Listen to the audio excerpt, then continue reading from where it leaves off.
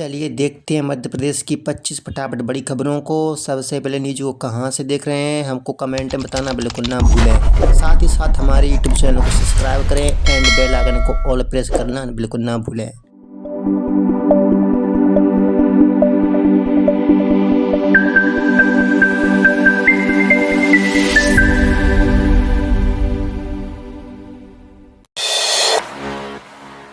लाडली बहना योजना पर डबल खुशखबरी, किस्त भी और बजट भी बढ़ेगा। मध्य प्रदेश की 1.26 करोड़ लाडली बहनों के लिए डबल खुशखबरी है।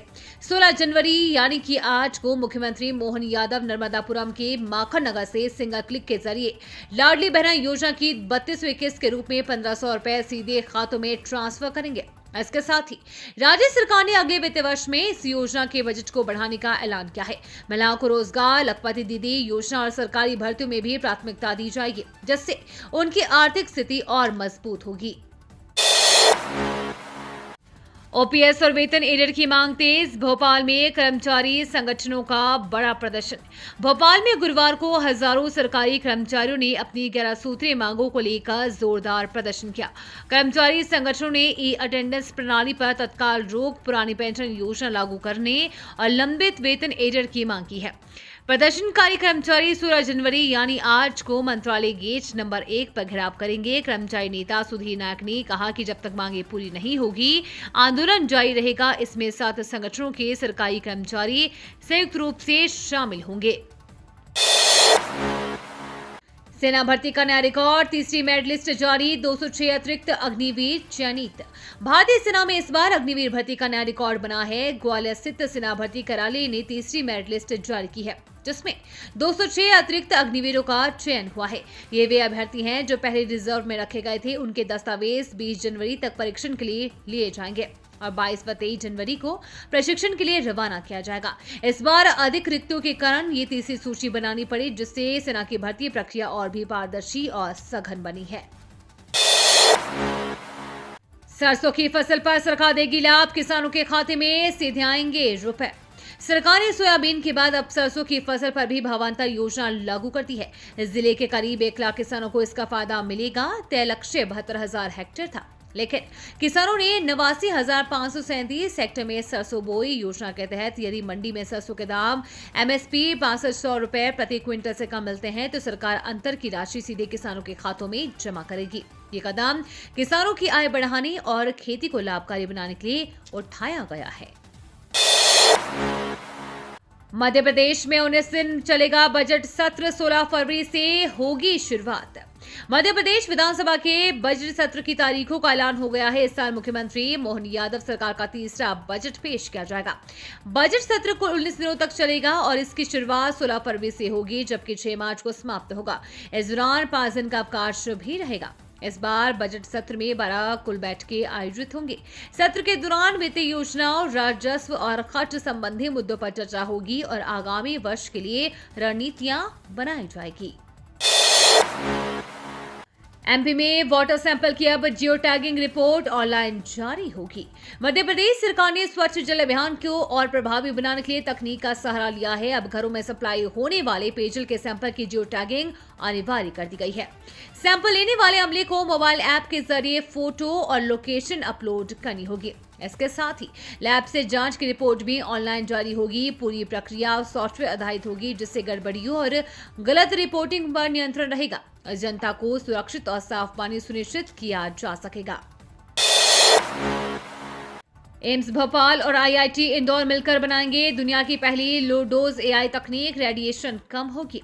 एम्स भोपाल और आईआईटी इंदौर ने स्वास्थ्य और तकनीक के क्षेत्र में एक नई उपलब्धि की दिशा में कदम बढ़ाए हैं। दोनों संस्थान मिलकर दुनिया की पहली लो डोज आर्टिफिशियल इंटेलिजेंस आधारित मेडिकल इमेजिंग तकनीक विकसित करेंगे। इसका उद्देश्य सिटी स्कैन और अन्य रेडियोलॉजिकल जांचों में मरीजों को मिलने वाला रेडिएशन काफी हद तक कम करना है।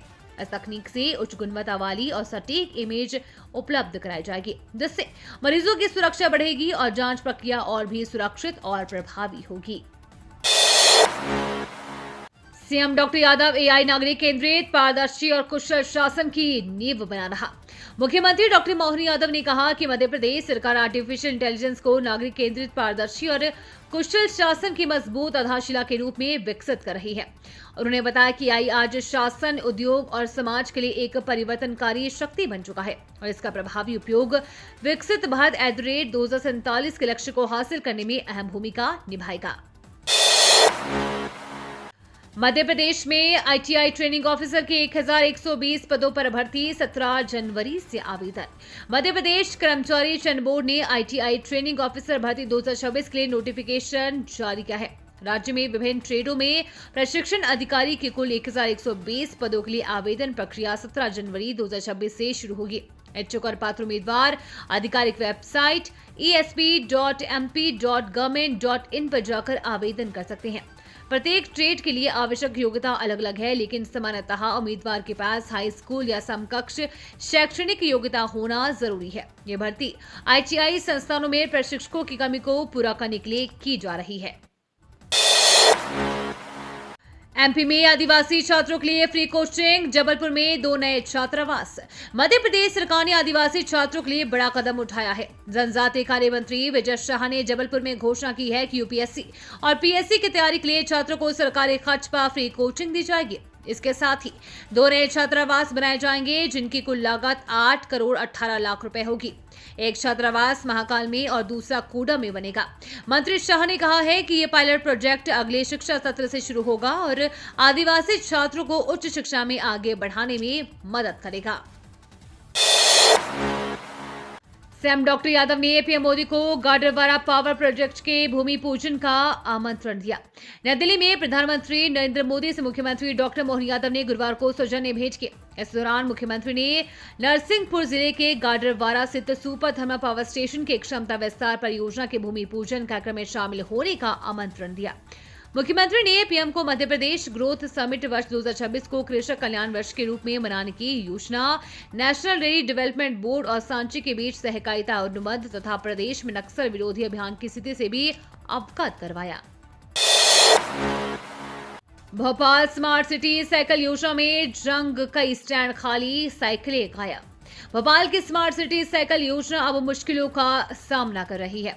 शहर के कई साइकिल स्टैंडों में रखी साइकिलें जंग खा चुकी है, जबकि कई जगहों से साइकिलें पूरी तरह गायब हो गई है। शहर के अलग अलग इलाकों में लगे ये स्टैंड केवल खाली गवाह बने हैं। योजना के ठोस लाभ और सुविधा देने के बाद ये धूमिल हो गई हैं। अब सवाल ये उठ रहा है कि स्मार्ट सिटी प्रोजेक्ट में इन खामियों को कैसे सुधारा जाएगा और नागरिकों को वास्तविक लाभ कब मिलेगा। मध्य प्रदेश का अनोखा भमका गांव 100 साल से दूध नहीं बिका, मुफ्त में बांटा जाता है। मध्य प्रदेश के नरसिंहपुर जिले का भमका गांव अपनी अनोखी परंपरा के लिए मशहूर है। यहां पिछले 100 साल से दूध बेचा नहीं जाता, बल्कि मुफ्त में बांटा जाता है। गाडरवारा तहसील के इस गांव में ग्रामीण अपनी सैकड़ों साल पुरानी सांस्कृतिक और धार्मिक मान्यता को संजोए हुए हैं, जबकि देश के बाकी हिस्सों में दूध और उससे बने उत्पाद महंगे हैं। भमका गांव की परंपरा लोगों को हैरान कर देती है। आधुनिक और डिजिटल बनने के बावजूद ये गांव अपनी परंपराओं में अडिग है। मध्य प्रदेश में दूषित पानी पर NGT का सख्त रुख, इंदौर में 15 मौतों की पुष्टि। मध्य प्रदेश के शहरों में दूषित पानी ने लोगों की जान को खतरे में डाल दिया है।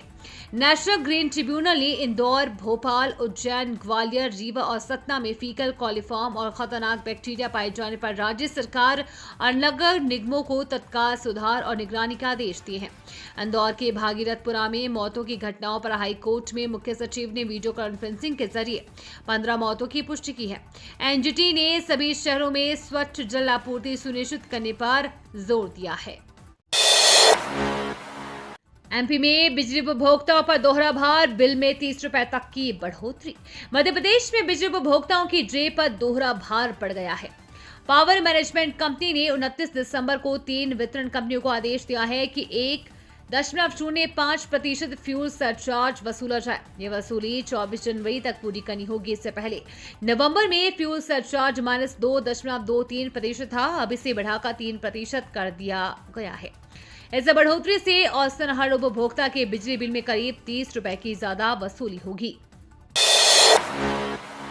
एमपी के दतिया जिले में 2026 में 3 नए स्थानीय अवकाश घोषित। मध्य प्रदेश के दतिया जिले के सरकारी कर्मचारियों के लिए खुशखबरी। कलेक्टर स्वप्निल वानखड़े ने साल 2026 में 3 स्थानीय अवकाशों की घोषणा की है। इन अवकाशों में 5 मार्च को होली, 29 अक्टूबर को करवा चौथ और 20 नवंबर को देव ठठनी 11 शामिल है। आदेश के अनुसार ये अवकाश मध्य प्रदेश सामान्य प्रशासन विभाग को पुस्तक परिपत्र के प्रावधानों के तहत मान्य होंगे। कर्मचारियों को इस साल इन खास अवसरों पर छुट्टी का फायदा मिलेगा और पर्व त्योहार मनाने का समय मिलेगा। धीरेन्द्र शास्त्री का बयान, जो वेद नहीं पढ़ेंगे उनके बच्चे बनेंगे जावेद और नावेद। इंटरनेशनल कथावाचक बागेश्वर धाम के महंत पंडित धीरेन्द्र शास्त्री फिर चर्चा में है। उन्होंने जयपुर में कहा कि बागेश्वर धाम में एक नया गुरुकुल खोला जाएगा जहां बच्चों को वेदों की विद्या सिखाई जाएगी। शास्त्री ने यह भी कहा कि जो लोग वेदों को नहीं अपनाएंगे उनके बच्चे भविष्य में जावेद और नावेद जैसे होंगे। उनका यह बयान समाज में वेदों और पारंपरिक शिक्षा के महत्व को लेकर चर्चा का विषय बन गया है। एमपी में हेड कांस्टेबल अब काटेंगे चालान, ट्रैफिक उल्लंघन पर सख्ती। मध्य प्रदेश के परिवहन विभाग ने सड़क सुरक्षा को मजबूत करने के लिए बड़ा कदम उठाया है। अब विभाग के 42 प्रधान आरक्षक सीधे ट्रैफिक उल्लंघन करने वालों के चालान काट सकेंगे। इन्हें मोटर व्हीकल एक्ट की सभी धाराओं में कार्रवाई का अधिकार मिलेगा। ये फैसला ट्रैफिक नियमों की सही पालना सुनिश्चित करने और सड़क पर सुरक्षा बढ़ाने के लिए लिया गया है। विभाग ने इसके लिए अधिसूचना में संशोधन और नया गजट नोटिफिकेशन भी जारी कर दिया है। अब सड़क पर नियम तोड़ना आसान नहीं होगा। एमपीपीएससी 2026 परीक्षा का शंखनाद, डिप्टी कलेक्टर और डीएसपी सहित 155 पदों पर निकली भर्ती।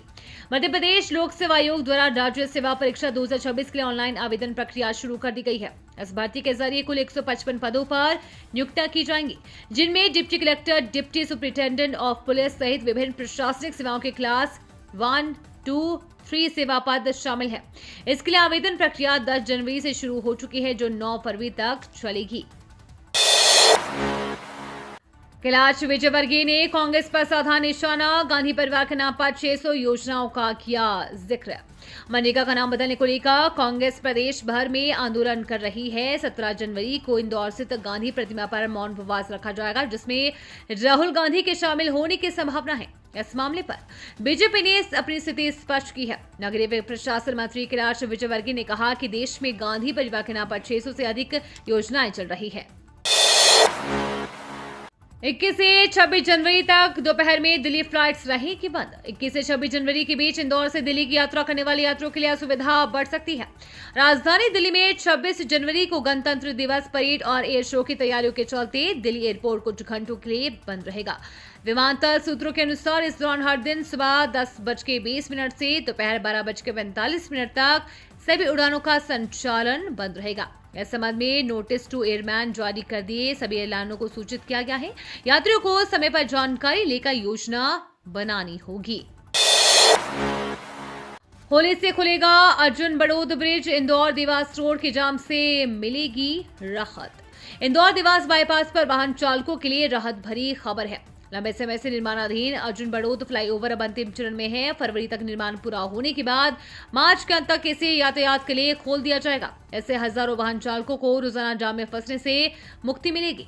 पहले राजमार्ग प्राधिकरण और जिला प्रशासन ने इसे जनवरी 2026 में शुरू करने का लक्ष्य रखा था। इस पर रोड जाम 3 लोगों की जान भी चली गई थी। मध्य प्रदेश में कड़ाके की ठंड और कोहरा, जनवरी में मावठा की संभावना। मध्य प्रदेश में संक्रांति के बाद नया वेस्टर्न डिस्टर्बेंस एक्टिव हो रहा है। मौसम विभाग के अनुसार ये स्ट्रॉन्ग सिस्टम उत्तरी जिलों में 2-3 दिनों बाद मावठा ला सकता है। ग्वालियर, चंबल, रीवा और सागर संभाग में तेज ठंड और मध्यम कोहरा बना रहेगा। न्यूनतम तापमान ग्वालियर में 6 डिग्री से नीचे, भोपाल और इंदौर में 10 डिग्री के करीब। प्रदेश में शीतलहर और घना कोहरा चल रहा है। सेवा के नाम पर मौत, उज्जैन के आश्रम में कुपोषण से गई 11 जाने। उज्जैन से एक बेहद चौंकाने वाली खबर सामने आई है, जहां घटिया तहसील के अंबोदिया गांव स्थित अंकित सेवाधाम आश्रम में पिछले 40 दिनों के भीतर 11 से अधिक बच्चों और युवाओं की मौत हो चुकी है। मरने वालों की उम्र 10 से 20 साल के बीच बताई जा रही है। शासकीय चरक भवन के अनुसार अधिकतर मौतों की वजह गंभीर एनीमिया और कुपोषण है। कई बच्चे इलाज के दौरान दम तोड़ गए। पुलिस ने मामले में मर्ग दर्ज कर जांच शुरू कर दी है। जिला विज्ञान प्रदर्शनी में उभरी भावी बाल वैज्ञानिकों की सोच। बच्चों में विज्ञान के प्रति रुचि और नवाचार की सोच को विकसित करने के उद्देश्य से राज्य शिक्षा केंद्र भोपाल के निर्देशानुसार कक्षा 6वीं से 8वीं तक के विद्यार्थियों के लिए जिला स्तरीय विज्ञान प्रदर्शनी सत्र 2025-26 का आयोजन गुरुवार को पीएमसी शासकीय महारानी लक्ष्मीबाई कन्या उच्चतर माध्यमिक विद्यालय बैतूल में किया गया। जिला परियोजना समन्वयक ने बताया कि इस प्रदर्शनी से पूर्व शाला स्तर, जन शिक्षा केंद्र स्तर एवं विकास खंड स्तर पर विज्ञान प्रदर्शनी आयोजित की गई थी। भोपाल में कर्मचारी संगठनों का प्रदर्शन, 11 सूत्रीय मांगों को लेकर सरकार पर दबाव। भोपाल सहित पूरे मध्य प्रदेश में गुरुवार को कर्मचारी संगठनों ने विरोध प्रदर्शन किया। नए कर्मचारियों को परिवीक्षा अवधि में पूरे वेतन से वंचित रखने की व्यवस्था विवाद का केंद्र बनी हुई है। राजधानी में कर्मचारी सतपुड़ा भवन के सामने एकत्र हुए, नारेबाजी की और बाद में मंत्रालय पहुंचकर मुख्य सचिव के नाम ज्ञापन सौंपा। कर्मचारी संगठनों का कहना है कि वे लंबे समय से अपनी 11 सूत्रीय मांगों को लेकर सरकार से संवाद कर रही हैं, लेकिन अब तक कोई ठोस निर्णय नहीं लिया गया। प्रदर्शन के जरिए उन्होंने सरकार पर दबाव बनाने का प्रयास किया। वीडियो अच्छी लगी तो वीडियो करिए लाइक एंड चैनल को सब्सक्राइब कर बेल आइकन को और प्रेस कर लीजिएगा।